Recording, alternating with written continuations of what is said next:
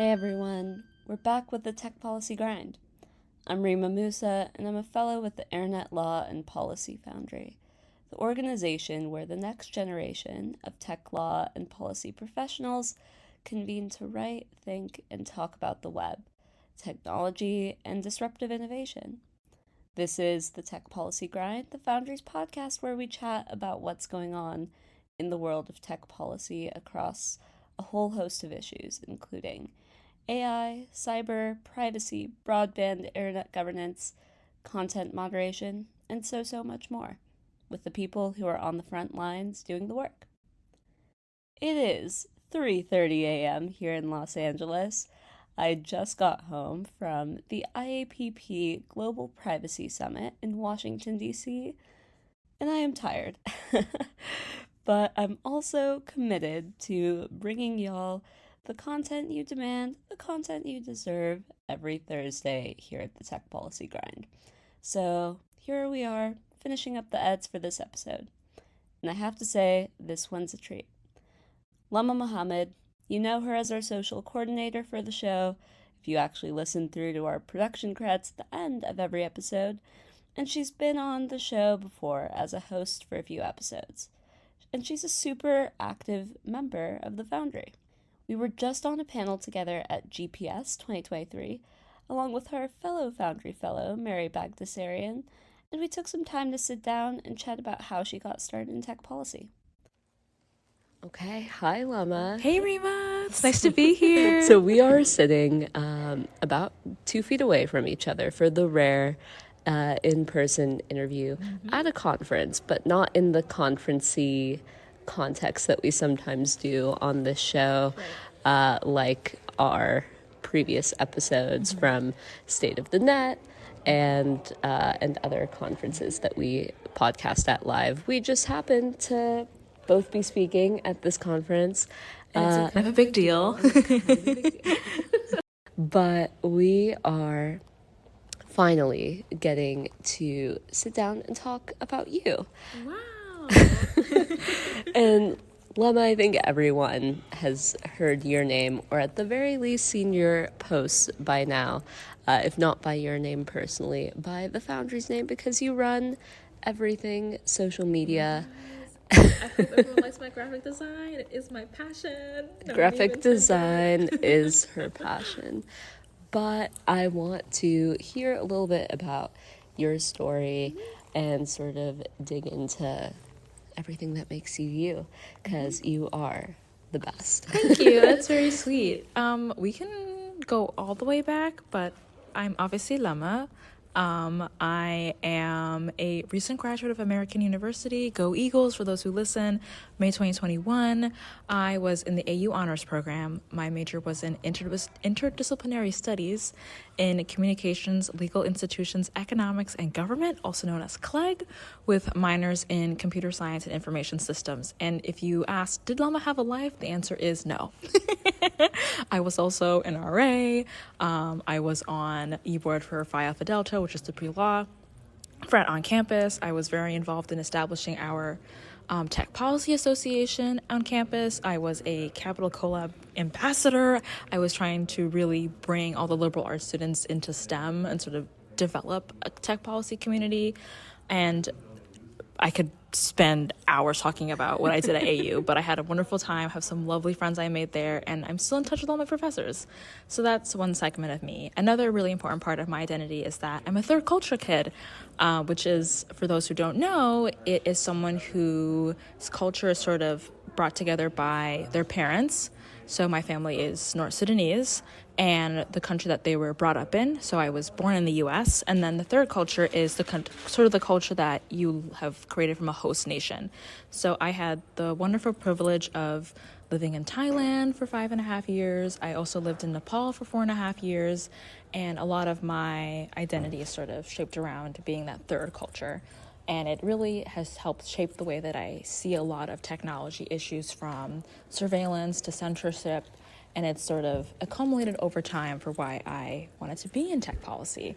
But we'll get into it. But that's sort of like my 5-minute spiel about who I am. No, that's so great. And I want to dig in a little bit more into your time spent in DC because you live in New Jersey now, but you work for Glen Echo, which is based here in DC, and you went to American before. So how does the sort of DC culture, how did it shape your sort of entrance into tech policy and you deciding that this was the field for you? Yeah, so like a lot of people who are in tech policy, you drop into it by accident. So I have an international background, and I came to American thinking that I was going to do international human rights law, and it's the classic. And at some point, I was thinking, I think it's a little problematic for me as an American to go into another country and tell them how to run things the American way. It seemed a little imperialist to my sort of leftist brain, and I went, let's scale back and sort of do domestic policy. So I did my CLEG major, and like every AU kid, you sort of watch C-SPAN for fun because that's what we do. Do they really watch C-SPAN for fun? We really do watch C-SPAN for fun. Like we have every kind of debate. There's a watch party. Every the Californian election. in me is screaming. It's just like whenever there's something really big happening in politics, no matter what room you go into, C-SPAN will be on. If not C-SPAN, CNN. It's like, I tell everyone, if you're not into politics, don't go to AU because that's all we're about. So, casual Thursday night, who was on TV? Mark Zuckerberg testifying about the Cambridge Analytica scandal. And I'm sitting there thinking, there's sort of a relationship between like technology and policy. And some people are like, what are you going to do? Major in tech policy? I'm like, exactly. So the next day I get a minor in CS and I do another minor in information systems. And I sort of try to marriage computational science and sort of the social sciences. And while there weren't many technology policy classes, I sort of made my way through what was available to me. So me and my professor, we made an independent study about the actualization of AI in the law. And we sort of studied like what happens when AI poses harm to an individual. So very talked about now, but back then no one was really thinking about this. We were thinking, what happens when someone's killed by a self-driving car? What are some of the legal implications for that? And my professor also had sort of his philosophy background, so we also talked about the ethical consequences of these things. And I thought, could robots be racist? And I don't have to explain to many of you, but the answer is yes. So we were thinking about a lot of these things, and he went, you really need to work in this field. Like, there's so much that could be done here. And I was like, exactly, bestie. So that was my, I think, like sophomore, junior year. And so that sort of encouraged me to study abroad in Europe because they have the beautiful GDPR. We are without a comprehensive federal privacy legislation. If you work in Congress, I'm telling you right now, we need a federal comprehensive privacy bill. So So I had the wonderful opportunity to study abroad at the University of Edinburgh. They have their Cybersecurity, Privacy, and Trust Institute, and I did a lot of volunteer work there, learned a lot from the PhD researchers. We debated about, Bluetooth speakers and like privacy implications for children, like any of that fun niche stuff that people do in their free time. And then they left the EU, and so there were a lot of conversations about GDPR and the future of Brexit, and I was like, this is fascinating. And then the pandemic happened, which sort of caveated a lot of things, but I think while the pandemic was rough, it also allowed me to spend more time exploring the field, and that sort of led me to All Tech is Human, which I worked with a lot post-grad. And I think that's sort of my relationship between DC. I love DC, I still come back here, and there's a lot of work to be done. So if you're not into tech policy, there is a space for you here. Please come join us. We both say, as people who do not live in DC but are here more often than not, it seems, as we sit in a conference room in DC at this very moment. No, that's great. And I think that notion of independent study and sort of creating your own major and forging your own path through university and through the academic system is something that's only going to continue, especially in that realm of tech policy and sort of interdisciplinary approaches to the vast world of innovation and emerging technologies. And I will say, for the students that are listening to this, if you can't do an independent study, you can take your specific classes and make it tech policy focused. When I was in undergrad, I took a machine learning course, and I did my final project on evaluating open source facial recognition code's ability to identify women, and particularly Black women, and compared it to how effectively they would identify white women versus white men and then Black men. And so it shocked a lot of my computer science friends because they believe that technology is neutral, and this was a way that it didn't show. So there's a lot of opportunity to explore within any field that you're studying in. Yeah, absolutely.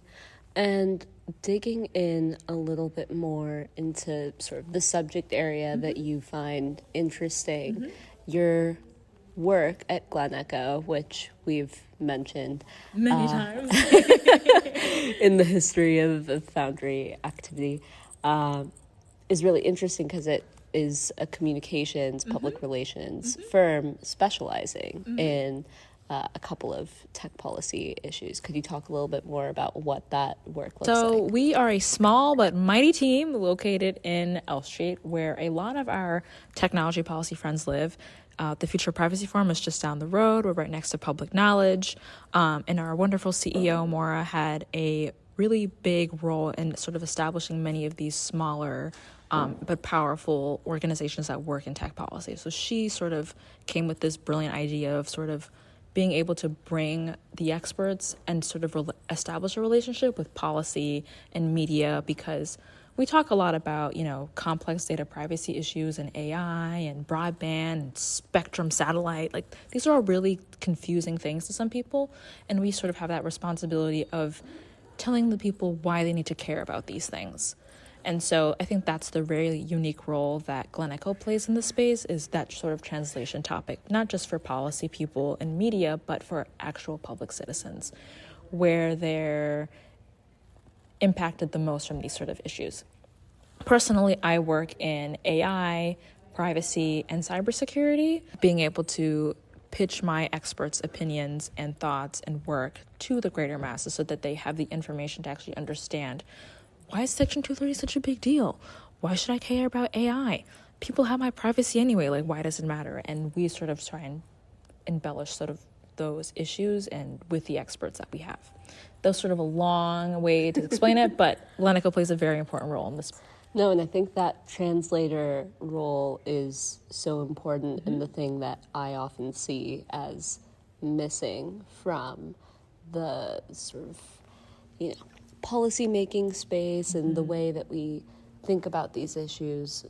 A lot of the time, I think that communication to the public and how is the public actually going to understand these sort of ongoing discussions about very complex issues that I think a lot of people can think like, cybersecurity, like technology. I am not a STEM major. I don't know the first thing about computer science. That stuff is over my head, and I'm not interested. But I mean, technology and digital tools play such a big part in all of our daily lives. And so being able to sort of translate, not just within the tech policy community, between technologists and policymakers and lawyers and whatnot, but that sort of fourth wall of the public is so fascinating and so important. Yeah, absolutely. So my best friends from college are all in law school, and I always tell them, we could open a firm together because everything is tech policy adjacent. And they're like, Lama. So if you don't think you can understand tech, you're already working in tech, really. Everyone's working in tech when you come down to it, or at least with tech in some capacity. I think that's really true. So you run so much at the Foundry. It's my pride and joy. And you came to the Foundry when you were a participant in the 2021 hackathon. So tell me about that. What was it like sort of being a part of the hackathon? And has your experience been with the Foundry so far? So I found out about the Foundry, I think, the summer before my senior year. I had done a public service weekend with the Heinz College at Carnegie Mellon, and I think someone who's also a fellow in our class currently was sort of involved with the Foundry, and she posted the hackathon on our group Facebook page, and I said, hey, policy hackathon, I enjoyed doing a policy hackathon with Carnegie, I could do it again. So I registered, and I had a wonderful team, and we were sort of tasked with sort of finding a solution to make the disparity gap with broadband access more equitable. And we're tasked with finding a solution, doing policy proposals, understanding implications, and picking a particular community that this sort of issue faces the most. And so one of our team members, Don D. West, had a wonderful idea of sort of focusing on the incarcerated community. He was saying that people in the incarcerated community have absolutely no access to the internet.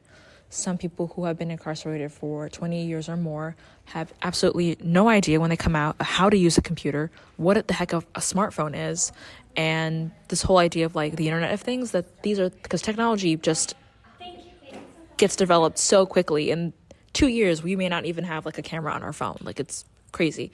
So you can't even imagine how, when someone gets out of prison, how they can even get into society, because technology is an important component of that. So we decided to focus on that particular community with one being able to create a secure version of a computer or cell phone, and sort of work against how expensive also it is to call your family while in prison. It's $2 a minute in some states, which is absolutely ridiculous. Mm-hmm. And the idea of being able to foster community between the family and someone who's incarcerated is very important for recidivism rates. And also, if someone has access to the internet, they can get a degree online, they can search for jobs online, they're able to sort of establish themselves in order to get back into society.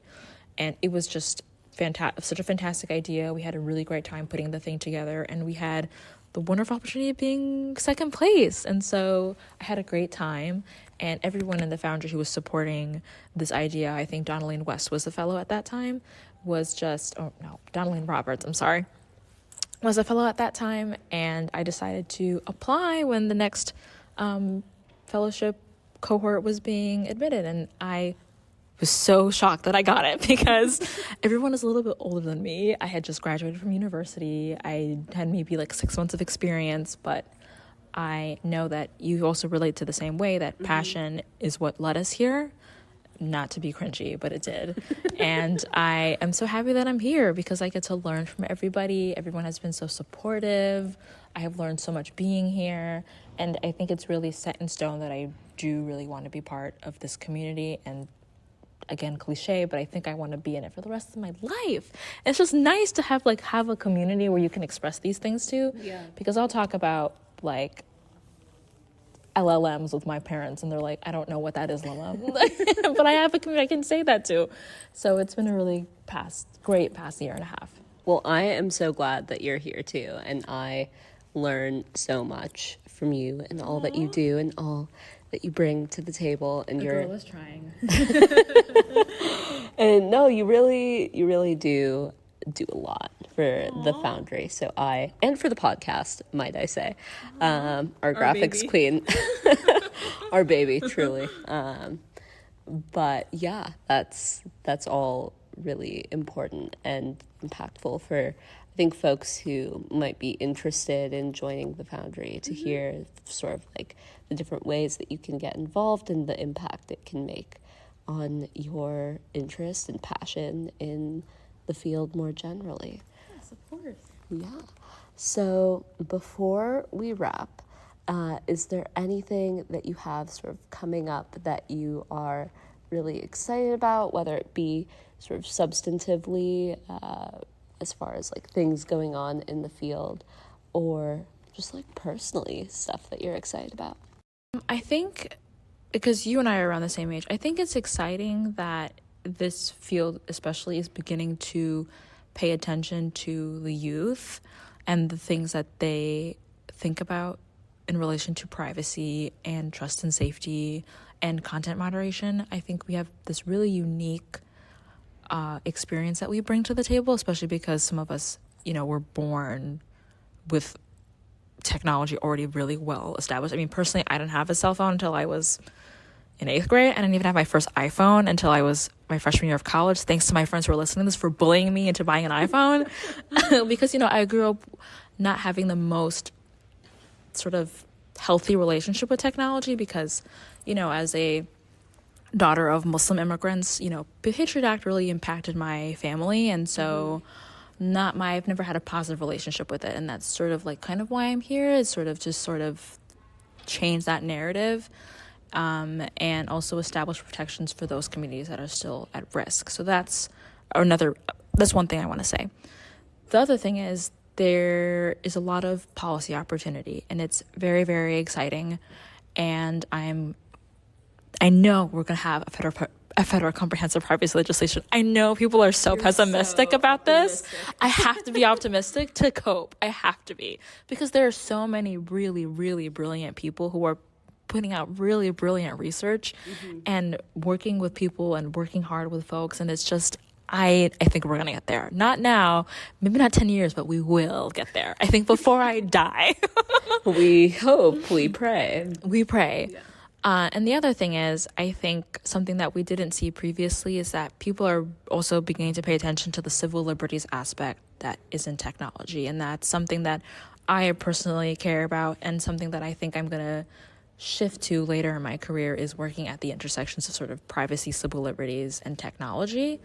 And there are a lot of phenomenal people who are working in this space that now have a platform, like Joy Bulamwini, Tim Neat from Google, and they are just really having their moment. And I think it's important that, one, we see people who are working in social justice, but also women of color.